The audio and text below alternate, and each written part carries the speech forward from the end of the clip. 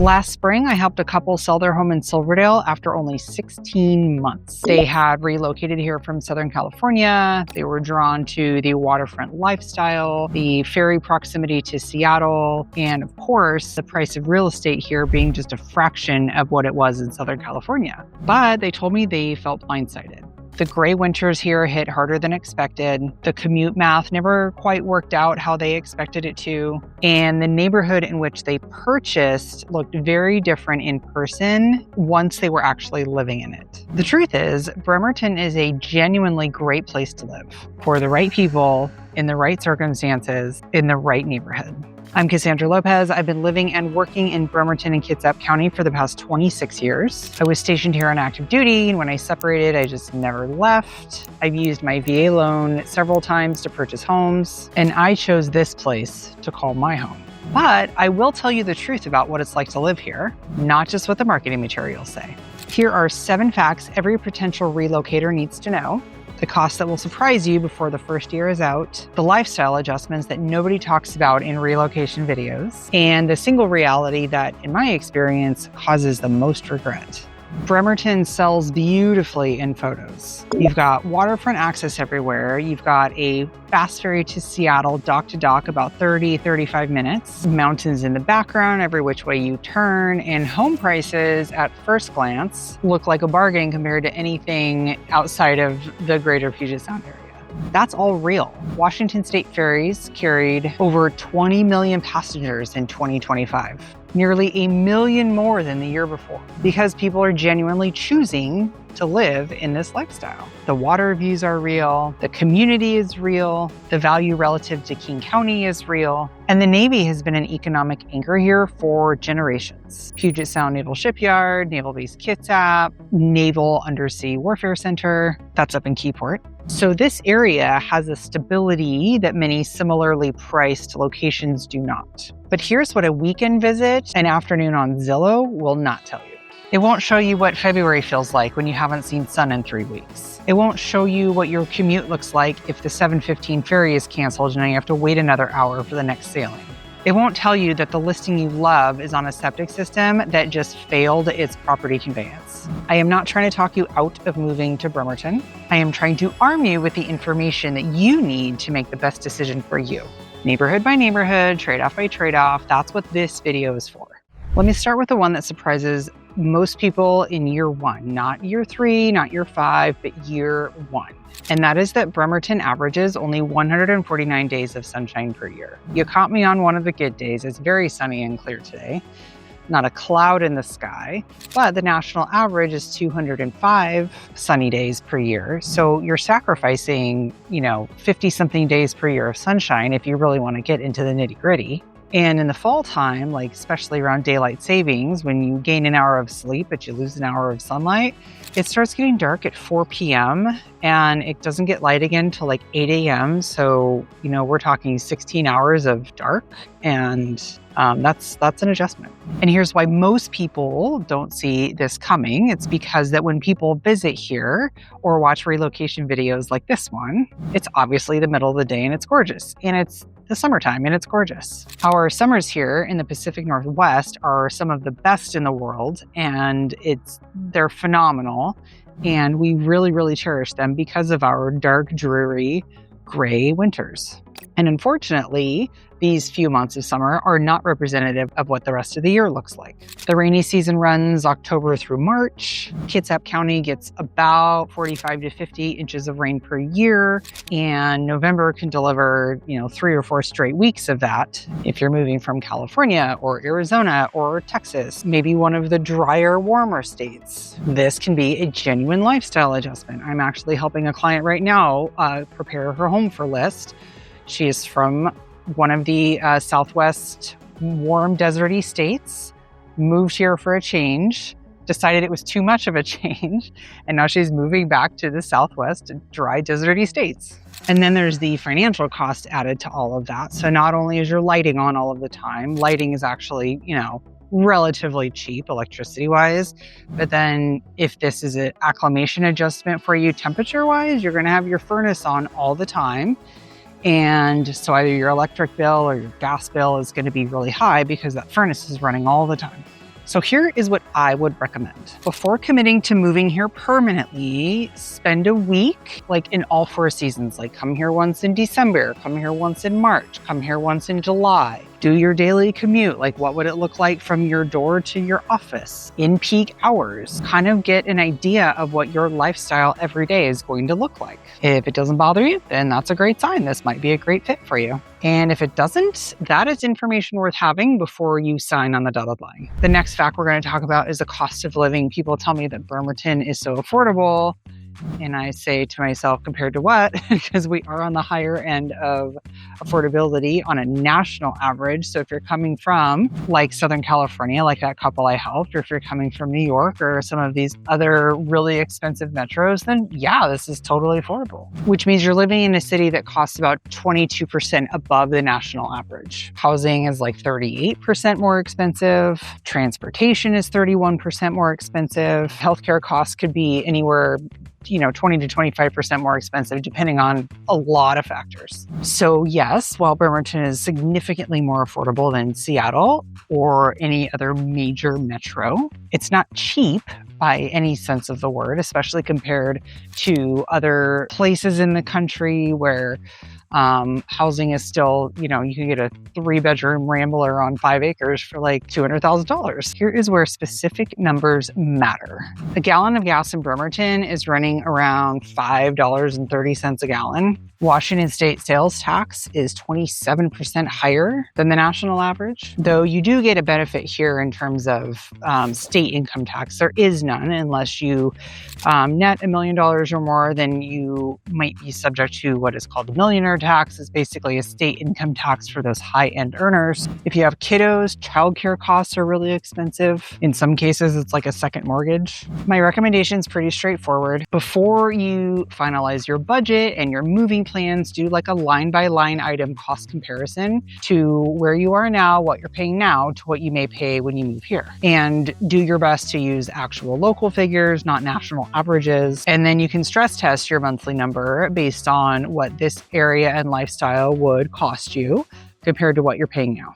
Fact number 5 is hidden housing risks. There are things that will cost you tens of thousands of dollars that will never appear anywhere in a listing description. And the first one is what's underneath the yard. A large portion of homes in Kitsap County and Bremerton are on septic systems. And while that in and of itself is not a problem, they're pretty common, pretty standard. We have tons of companies around here that service them. And in Kitsap County, when a property on a septic system is sold to a new property owner, the property needs to undergo what's called a property conveyance inspection or a property conveyance letter. And the health district will come out and actually inspect the septic system, make sure it's serviceable, make sure there are no items of deficiency. So last year, the health district completed over 1,700 property conveyance inspections, and around 250 of them noted major items of noncompliance or items of deficiency. So that's a super big deal. Oftentimes the homeowner selling the property had no idea that was going on, so they were just living with it, whatever that item of noncompliance was, and it's got to be corrected before a new buyer can take ownership. But that also means that now that you're the homeowner, now it's your responsibility to make sure that that septic system is kept up to code and healthy and all of that stuff, so that when you go to sell your property, you don't run into the same issues. Additionally, if the home is on a drinking water well, which plenty of properties out here are also, that'll be a separate line item on the property conveyance letter. So the health district will come out and take water samples of the well water to make sure there's no, bacteriological agents going on in there, or nitrates or any other toxins that may be present. Last year, there was about 440 of those drinking water assessments done, and 194 had out of limit bacteriological or nitrates. So these are not minor issues. These are like quality of life issues and health issues. A failing septic can be major cost depending on the septic design and style and location and size. It can cost you anywhere from $15,000 to $50,000 to repair or replace it. Luckily, there's companies that will work with you if you don't have the means to do that. but it's important to not get into that situation in the first place. And then there's the flood risks. Kitsap County has confirmed flood zones all over the county. You'd be surprised to know that most of the homes on Puget Sound may be in a quote flood zone. And while they may need flood insurance, the likelihood that the Puget Sound is going to flood is super duper low. Like the entire ocean would have to flood and come into the Puget Sound. Whenever we see flooding, it's going to be more like the home is on a river. If the home is on a really active creek or stream that has a lot of seasonal overflow from melt off and that sort of thing, those are going to swell and cause a risk to the property more so than the Puget Sound would. That said, Puget Sound is still a flood zone. You still have to have it investigated to make sure that, it's not going to impact your financing, because oftentimes if it is in a flood zone, your lender will require you to get a flood insurance policy in addition to your homeowner's insurance policy. And then there's mold. Right now it's really dry out. It's really warm out. Mold isn't going to be an issue.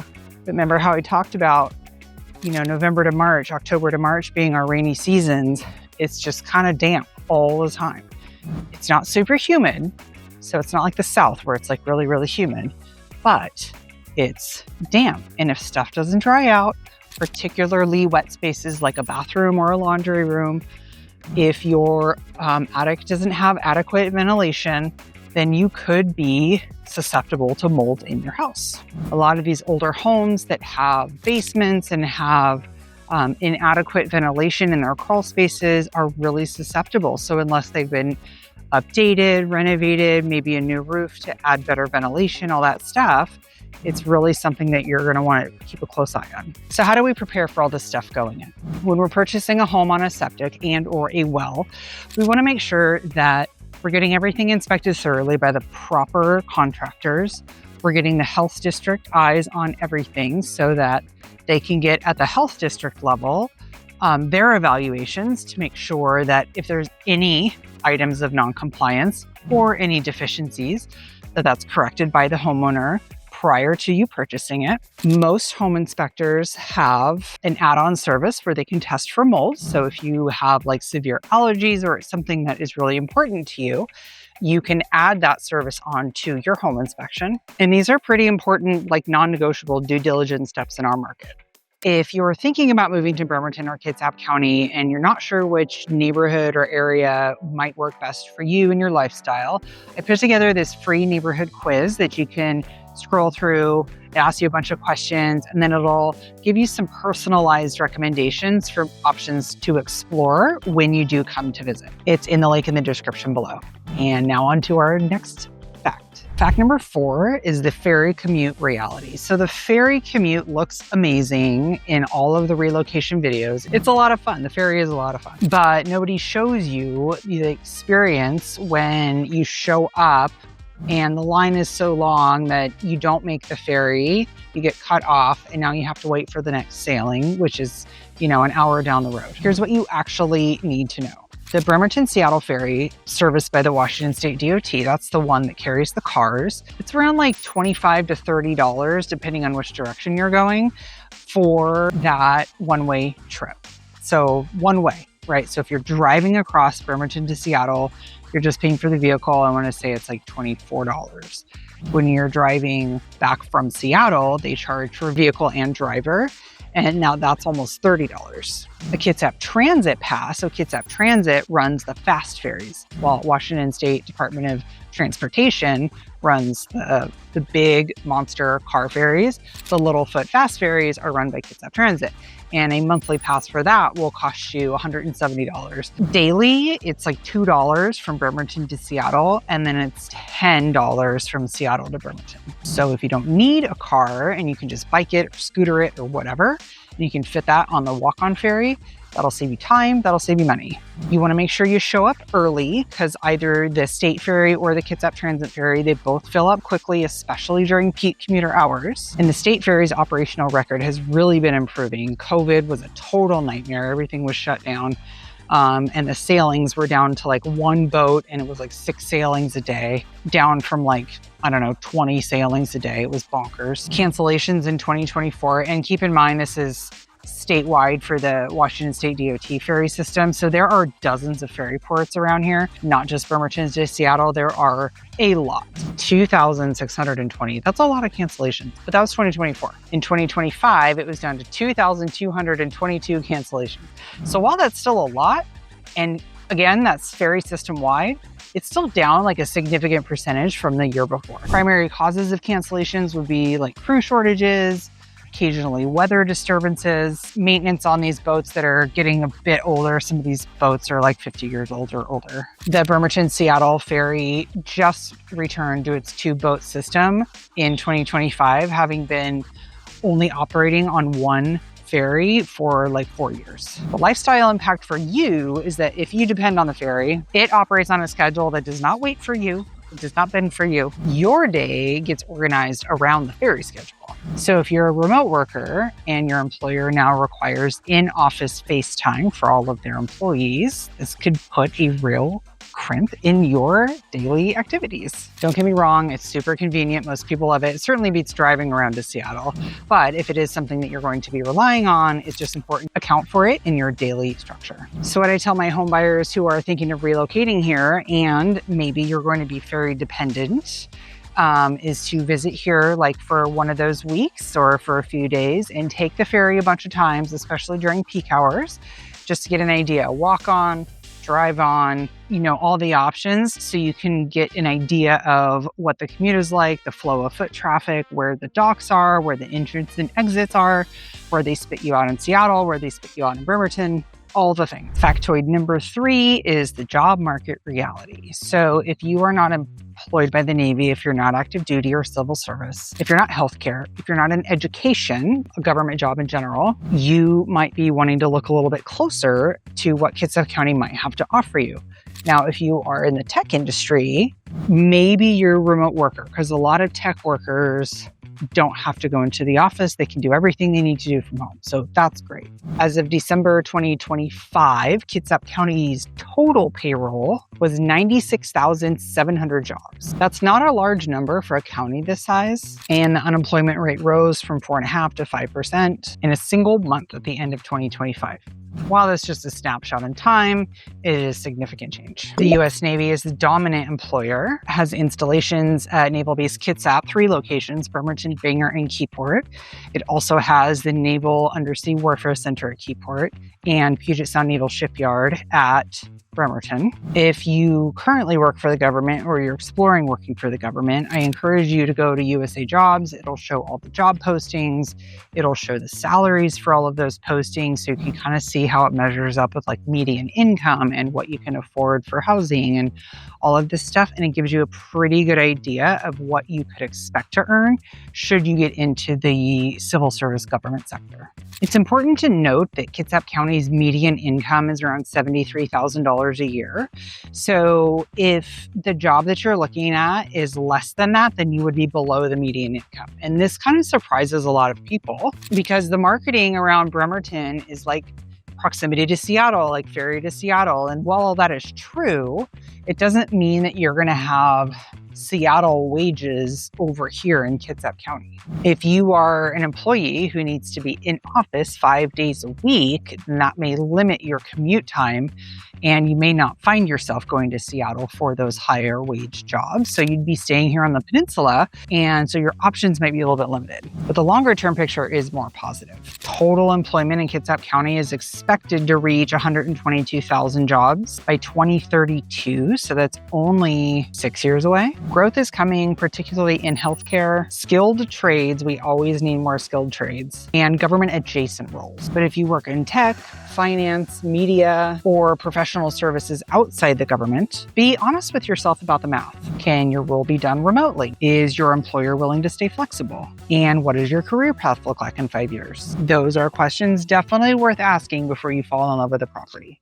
Factoid number 2 is the school district lottery. So we have tons of schools around here, 5 school districts: Bainbridge Island, North Kitsap, Central Kitsap, Bremerton, and South Kitsap school districts. And their boundaries are not clear cut. They're not obvious. So you could have two homes on the same street across the street from each other, be in completely different school districts, in completely different prices, and a $30,000 difference in home price is going to get your kiddo in a completely different school. So if you do have school-age kids and you're considering relocating to Bremerton or Kitsap County, I encourage you to look at directly their own websites. Plus, you can find other third-party ranking sites that will rank these schools according to like national test score averages and other metrics that the schools have to publish, like, absences and that sort of thing. I will say that Bainbridge Island, the #1 school district, not only in the county, but Bainbridge Island is like top 5 in the country. They have one of the highest rated school districts.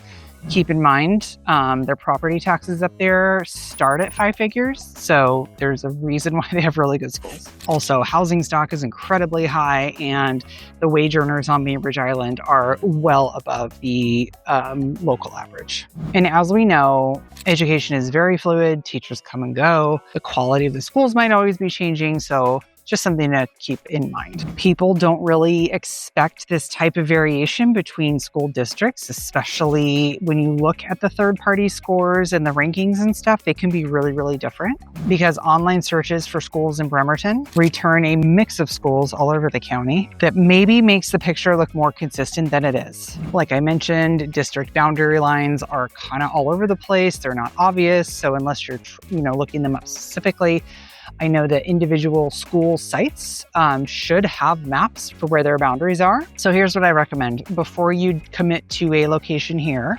be sure to do your due diligence, look up the schools, look up the ratings, whatever grade your kiddo is going into. There's going to be an elementary, a middle, or a high school designated for that location. Verify which school you fall into, and then maybe start talking with the teachers and the principal and the administrative staff and that sort of thing. Now, I appreciate that this video is maybe where not to buy, but if you're considering relocating to Bremerton or Kitsap County in the next few months or a year, go ahead and shoot me a text, direct message, give me a call, send me an email. If you'd like to strategize with someone who's been living and working here for the past 26 years, and incredibly happy to help, we can come up with a great strategy and plan based on your preferences and your budget. And now on to our final fact.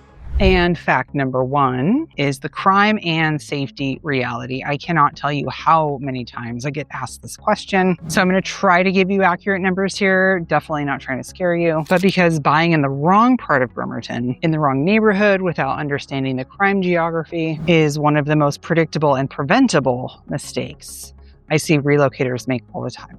Now, I want to be candid in my capacity as a real estate broker. I'm actually not allowed to discuss where the high crime areas are, where the high crime neighborhoods are, because somebody could say, hey, she's steering. I'm definitely not steering. This is for informational purposes only, and I encourage you to do your own due diligence. Bremerton's overall crime rate is 33 per 1,000 residents, according to Neighborhood Scouts data.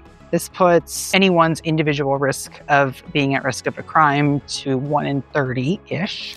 Property crime rate is at 29 per 1,000 residents. And car theft, you have a 1 in 256 chance of having your car stolen. Crime grade puts total crime at 64-ish per 1,000 residents and ranks in the 4th percentile in overall safety. Here's the most important thing I can tell you about this, though. The crime in Bremerton, just like where you live, is not distributed evenly over Bremerton or all of Kitsap County. It's concentrated in certain identifiable pockets around town. And the majority of the crimes reported are larceny and theft. Nothing really too much more major than that. But the northwest area of the city and then the neighborhoods directly surrounding the military installations actually have a lower crime rate than reported averages. The difference between a safer location and a higher crime location may just be a short drive. The city of Bremerton has officially acknowledged the rise in homelessness and has ranked services for homeless persons as a high need priority in its 2026 to 2030 consolidated plan. That's a city that's actively working on these issues, but it's also a current reality that you can feel driving through certain parts of town. There's genuine good news here too, though. Between 2024 and 2025, Kitsap County reported aggravated assault down 27%, motor vehicle theft down 25%, burglary down 21%. These are significant figures, and the trend is moving in the right direction. But here's the bottom line. Buying in Bremerton without understanding the crime geography is not a risk worth taking, and it's completely avoidable with the right research. Pull the crime data for the specific neighborhood you're considering using Neighborhood Scout or crimegrade.org. Visit the neighborhood at different times of day, and then just ask me. I've lived here for 26 years, not only as a real estate agent, but as a resident of Bremerton and Kitsap County. The bottom line is Bremerton is not for everybody, and that is okay. But if it might be right for you, the difference between a great decision and regret is going in with neighborhood by neighborhood clarity, not just a good feeling about the water views, even though those do give off very good feelings. Watch this next video where I walk you through Bremerton neighborhoods worst to best, so you know exactly where the opportunities are and where to be careful.